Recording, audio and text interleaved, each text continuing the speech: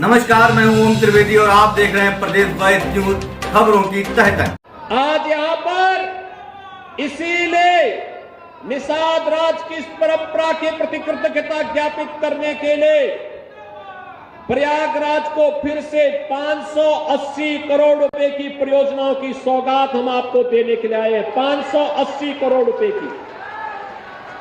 हमारा प्रयागराज अब सामान्य रूप से इलाहाबाद नहीं रहा, अब ये प्रयागराज हो गया है। प्रयाग का मतलब मिलन स्थल और प्रयागराज का मतलब महामिलन स्थल।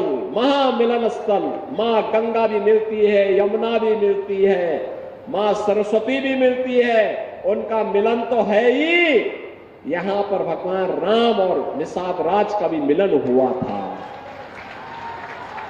ये है मिलन स्थल, ये है प्रयागराज, ये है प्रयागराज। जो लोग प्रयागराज की पहचान को छुपाते थे, वे नहीं चाहते थे, वे नहीं चाहते थे इस पौराणिक सिटी को एक पहचान मिले। वे नहीं चाहते थे कि निषाद राज और भगवान राम के इस मिलन स्थल को एक पहचान मिले, क्योंकि उनके लिए अपना वोट बैंक महत्वपूर्ण था। देख रहे हो ना, देख रहे हो, यहां पर भी निषाद राज की पौराणिक भूमि पर कब्जा और जगह जगह शहरों पर भी वक्फ के नाम पर कब्जे किए गए हैं। अब तो हम प्रधानमंत्री जी के प्रति आभार व्यक्त करते हैं। देखा ना, वक्फ बोर्ड ने कैसा मनमानापन उस समय बयान दे रहे थे। जब हम कुंभ का आयोजन करने जा रहे थे, उस समय वो बयान दे रहे थे कि प्रयागराज में कुंभ की भूमि भी वक्फ की भूमि है। अबे हमने कहा ये बोर्ड क्या भूमाफिया बोर्ड हो गया क्या? भूमाफिया प्रदेश में नहीं चल सकते। माफियाओं को तो हम पहले ही विदा करा चुके हैं प्रदेश से। अब उत्तर प्रदेश में माफियागिरी नहीं चलेगी।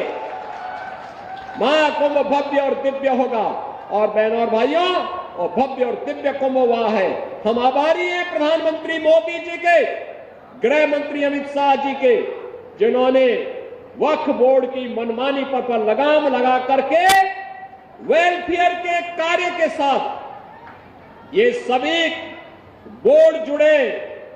इसके लिए वक्फ बोर्ड से संबंधित एक अत्यंत महत्वपूर्ण अधिनियम को संसद में, लोकसभा में पारित किया है। आज राज्यसभा में भी पारित होगा। बहनों और भाइयों, देश के प्रति निष्ठा होनी चाहिए। अपने आप ही नियंता तो नियत साफ है, तो नियंता मार्ग प्रशस्त कर देता है, अपने आप रास्ता बनाता है। और रास्ता क्यों नहीं बनेगा? अवश्य बनेगा। आखिर ये प्रयागराज हमारा पवित्र धाम था।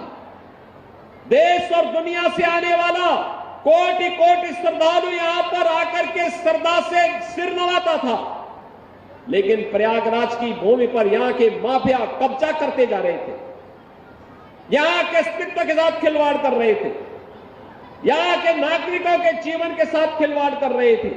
जो कोई भी आवाज उठाता था उसको ही मार दिया जाता था, अपहरण कर दिया जाता था, गायब कर दिया जाता था। अब ये नहीं चलेगा, अब ये नहीं चलेगा। सरकार की पहले दिन से जीरो टॉलरेंस की जो नीति थी, उस जीरो टॉलरेंस की नीति के अनुसार आज सरकार फिर से इन कार्यक्रमों को आगे बढ़ा रही है। और मैंने यहां पे कहा है, यहां पे भी निषाद राज का ये भव्य पार्क बना है, मिलन का पार्क। इसने प्रयागराज के नाम को फिर से सार्थक किया है।